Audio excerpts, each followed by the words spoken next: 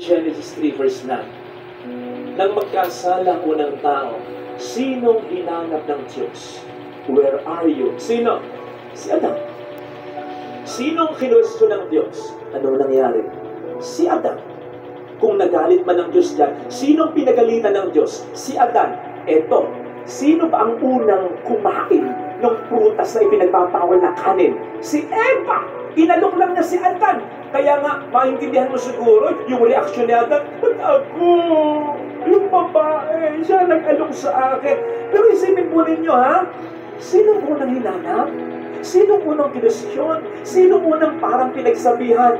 Si Adan. Hindi kaya mga ama, mga asawa, mga mister dyan, kapag nagka-problema sa pamilya, kapag halos maloka na yung misis mo sapagkat walang maharamdamang suporta mula sa iyo, kapag nahihirapan na siya kasi pinagpapalit mo, sinasaktan mo, kapag nawawala na sa tamang pag-iisip niya dahil sa problemang binibigay mo, kapag ang mga anak mo ay hindi lumaking maayos, nag-aaway-away pa, kapatid, buhay ka pa, kahit nasa kabilang buhay ka na, sa palagay ko, ikaw pa rin ang hahanapin ng Diyos at tatanungin, nasaan ka? Anong ginawa mo? Anong kasalanan mo? Ba't nagkaganyan ang pamilya mo? Ikaw kasi ang ulo ng pamilya, the head of the family.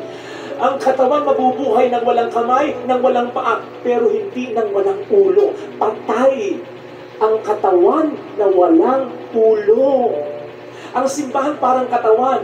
Ang tahanan natin parang munting katawan. Sinabi ni St. Paul yan, kapag hindi ka nagpapakatino bilang ulo ng pamilya mo, pinapatay mo ang pamilya mo. Ikaw ang haligi ng tahanan.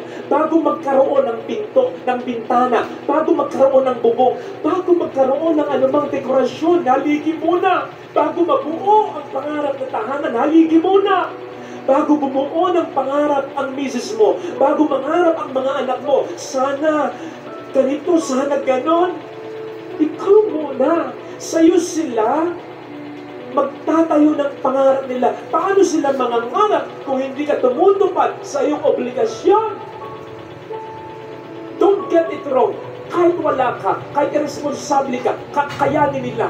Pero wag mong iisipin, kaya talaga nila. Kakayanin nila, in a sense, wala silang choice kundi kayanin na lang talaga. Kinakaya lang nila sapagkat ayaw mong samahan sila. Pero wag mong iisipin na kahit isang sandali, hindi nila naisip, sana nandun ka. Eh kung yung patay nga, iniisip sana nandito pa. Eh yun patay na.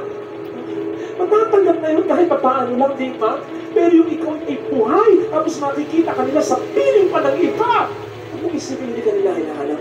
Kung gusto mong maging ama, kakapuri ng iyong pamilya, sa kahit kanil at sa kahit saan, kahit nagipit sa pera, itong tatay ko.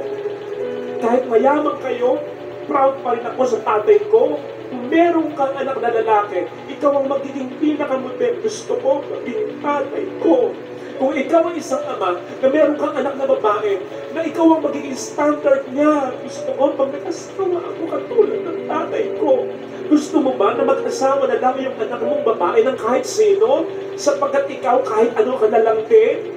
Yung mga nangyayari sa mga anak ng mga tatay na responsable, hindi yun karma. Yun ay yung nakikita ng mga anak ninyo na nai-immune sila na parang I don't deserve this kind of guy, I don't deserve this kind of girl, I don't deserve the best guy, the best girl. Okay na kasi ganun yung tatay ko. Kung gusto mo na isang ama na ikaw ay yung kahit nauna ka sa mismo, pero mahihirapan siya na makakita ng katulad mo. Sa kahit anong ganda ng sermon ko, kung hindi mo sundin, kung mapariwara ka pa rin, ano sa akin?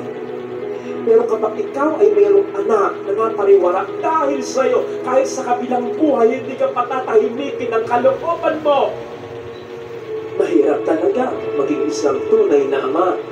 Pero sa moment you commit yourself to God, Lord, gusto kong maging ama na ipagkakapuri ng asawa ko, ng mga anak ko, God will help you. By all means, He will help you.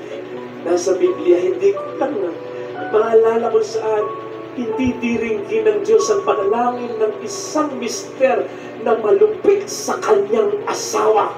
Ngayon, kung mananalangin ka ngayon sa Panginoon, Panginoon, I commit myself. Ano man ang pasok pag-uugali ko bilang ama, gusto kong mabago na. Tulungan mo ako. Sinasabi ko sa iyo, magkukumahog ang Diyos na tulungan ka.